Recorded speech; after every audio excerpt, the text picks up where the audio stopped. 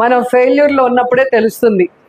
So ఈ రోజు ఇక్కడికి వచ్చిన వాళ్ళందరూ కూడా నా విజయంతోనో నా స్టేటస్తో సంబంధం లేకుండా నా ఆడపడుచు రోజమ్మ పుట్టినరోజు ఇది మా ఇంట్లో పండుగ అని చెప్పి నన్ను ఆశీర్వదించడానికి ప్రేమగా వచ్చిన వాళ్ళు. సో మీ అందరూ కూడా నా మనసులో ఎప్పుడూ ఉంటారు. నేను ఎప్పుడూ కూడా మీకు అండగా ఉంటాను నా చివరి శ్వాస వరకు అని కూడా ఈ సందర్భంగా తెలియజేస్తుంది. అనేక సందర్భాల్లో నేను చెప్పడం జరిగింది. నేను ఎప్పుడు చెప్పినా కూడా మనస్ఫూర్తిగా చెప్తాను. అది నేను ఇక్కడ చెప్పినా జగనన్న పక్కన నించొని చెప్పినా మీ అందరికీ కూడా తెలుసు. నాకు జన్మనిచ్చింది మా అమ్మ నాన్న నాగరాజరెడ్డి లలితమ్మ. కానీ నాకు రాజకీయంగా జన్మనిచ్చింది నగిరి ప్రజలు.